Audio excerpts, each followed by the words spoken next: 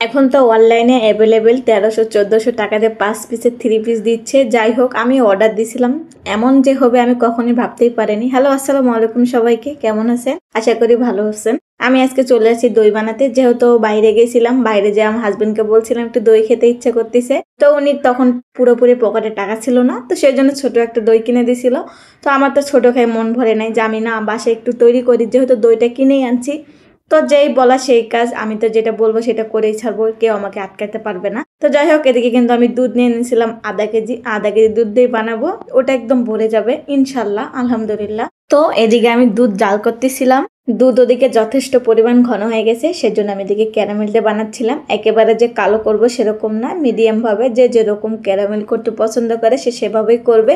আমার পছন্দ মতো আমি করে নিয়েছি। এই যে আমি ক্যারামেলটা দিয়ে দিলাম দুধের সঙ্গে, তারপর আরেকটু নাড়াচাড়া করে বলক তুলে নেব। সুন্দর করে জাল দিলে যত ঘন করবেন নাকি দই তত ভালো লাগে। এতদিন দেখে আসি, কোনোদিন বানাইছিলাম না, একদিন বানাতে যাই তো পুরো ঢসকাই গেছিলাম, সেই জন্য আর দই বানানোর ইচ্ছেই ছিল না।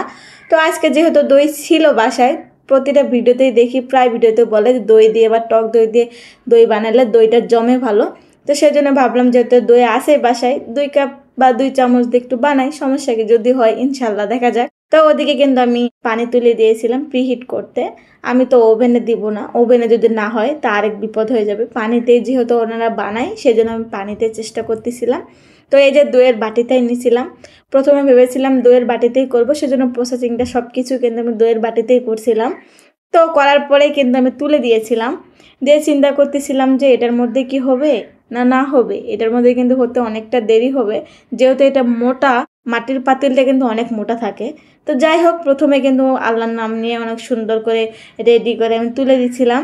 দেওয়ার পরে অনেক সময় চেষ্টা করতে করতে দেখতেছিলাম যে না, হচ্ছে না, অনেকটা সময় লেগে যাবে বা গ্যাসের অপচয় হবে। সেই জন্য অনেক ভাবনা চিন্তার পরে কিন্তু আমি পাতিলটা চেঞ্জ করে নিয়েছিলাম।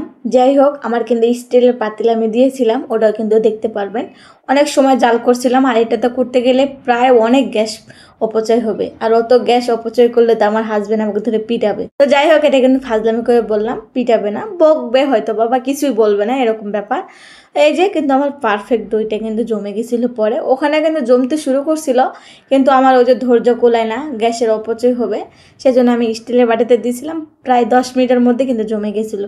কোথায় 10 মিনিট আর কোথায় 1-1.5 ঘন্টা, অনেক তফাৎ। তো যাই হোক, আমি এটা নর্মাল ফ্রিজে রেখে দেবো, নর্মাল ফ্রিজে রাখলে আরও সুন্দরভাবে জমে যাবে, আর খেতেও কিন্তু ভালো লাগবে। তো আমি ফ্রিজে রেখে দিলাম। দিয়ে মেয়ে তো অনেক খুশি, দই বানাইতেছি, ও যে কোনো জিনিসই বানাইলে খুশি হয়ে যায়, আরও বড় হলে বোঝা যাবে আরও অনুভবটা। যাই হোক, এদিকে কিন্তু মেয়ে দুধ দিতে আমার কলিং বেল বাজে, আমার হাজব্যান্ড চলে আসছে। নিচে যায় আমি সব কিছু চেক করে নিয়ে আসছিলাম, তারপরও আপনাদের সঙ্গে শেয়ার করি যে এটা কি আসলে কি 1400 টাকাতে ভালো 3 পিস দেয় ওনারা, না খারাপ দেয়। যাই হোক, এটা কিন্তু জীবনের আমার প্রথম প্রথম বলতে দ্বিতীয়বার অনলাইনের জিনিস কিনা। তো যাই হোক, এবার কিন্তু ঠকে যায় নাই, জিতে গেছিলাম। আপনি যত দামি 3 পিস নেন না কেন, যত টাকা দিয়ে নেবেন তত ভালো জিনিস পাবেন। আর একটু কম টাকা হলে জিনিসটা একদম খারাপ হবে সেরকম ব্যাপার না, একটু ডিফারেন্স তো থাকবেই। যাই হোক, আলহামদুলিল্লাহ ভালো পাইছিলাম 5টা 3 পিসই, আমার তো মন ভরে গেছিল। আপনারা চাইলেও নিতে